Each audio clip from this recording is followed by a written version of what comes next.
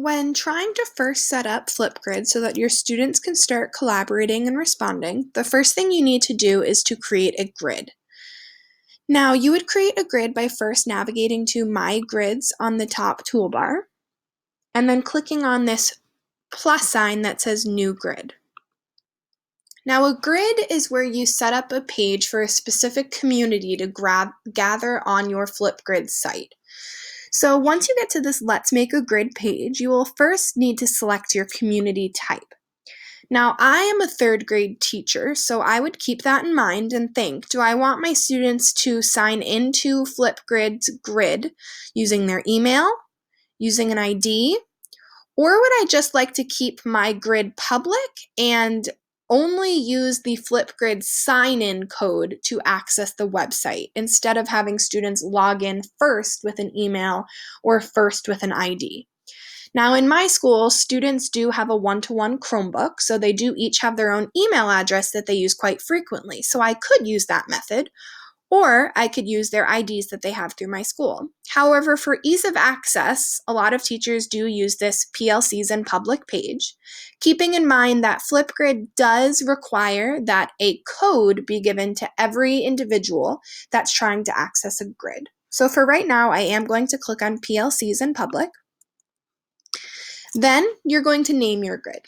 So for me, I'm going to name this Spera third grade, as I am an elementary school teacher and I will only be using this with one class. Now, if you were a middle school teacher and say you teach social studies, you could title it Spera Social Studies Period 3, and so on and so on, so students know what grid they are a part of. Now, you also create a flip code. Now, this is what I was talking about before, the code that Flipgrid requires for every individual to have access to a grid.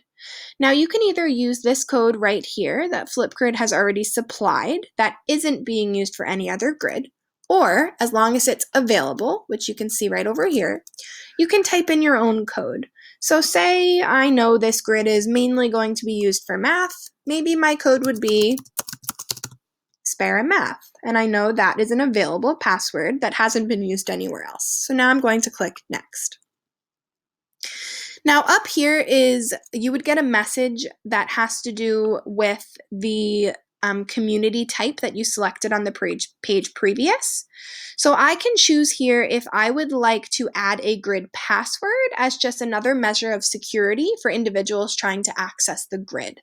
If I did choose to do this, I would just click on and enter the password that I want my students to use. For now, I'll keep it off. There's also a few notes to get you started, just to remind you of things that students might be asked to do depending on how you set up access for this grid. So now I'm going to launch my first grid. It says my grid is ready. I can customize my grid by changing the name, the privacy settings. I can change this picture that students will be able to see. I can even click on this button and see how the screen would look like for my students. Then I'm given a page which makes it, a link that makes it very easy for my students to know exactly how to gain access to this grid. But right now I'm going to click All Set so that I can see the grid that all of my students in my third grade classroom will be navigating to whenever they are trying to access one of my topics.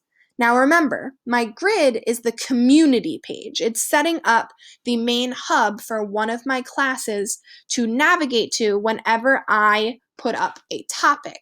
Now, a topic is like a prompt. It's a specific question or a specific area of the curriculum that I want my students to respond to. So once you want to set up a new topic, I can click this plus sign plus new topic. Now, you will note before this that Flipgrid automatically gives you a Let's Connect topic. And students could click on this if their teacher told them that they wanted them to just start connecting with each other. This is great if you have an online classroom, if you're a teacher of an online class and you want your students to introduce themselves to each other before you start with your curricular work. But if I'd like to create a specific topic, I'm going to click on that plus new topic. Then I'm going to do a title for my topic. So let's say I wanted students to respond to a math problem from lesson 14. I would title my topic that has to do with that lesson. I could add a tip to help learners answer my topic. So maybe I could write, remember to mention units used for the problem as a little tip for them.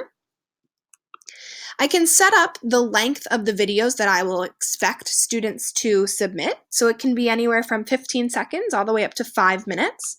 And that's the maximum for the amount of time that the video should be. And then here is where I'd actually write the prompt that I wanted students to respond to. So if I wanted them to respond to a math problem, maybe I could mention, how did you find the area for the given figure in lesson 14? Remember to tell us about how you solved the problem and the work both you and your partner did to come to an answer. This is where whatever you would like the students to discuss is given to the students. And then I would click Create Topic here on the bottom. Now it says success. Your topic is ready for responses. It gives you the direct link to both your grid, remember that's the community page, or it gives you the direct link to just this topic, which is where students would be responding to this exact prompt that we just created. Then you click Got it. And as you can see, this topic has no responses yet, but right down here is where all the student responses would start to roll in, and all the students and you as the teacher could have access to each of them.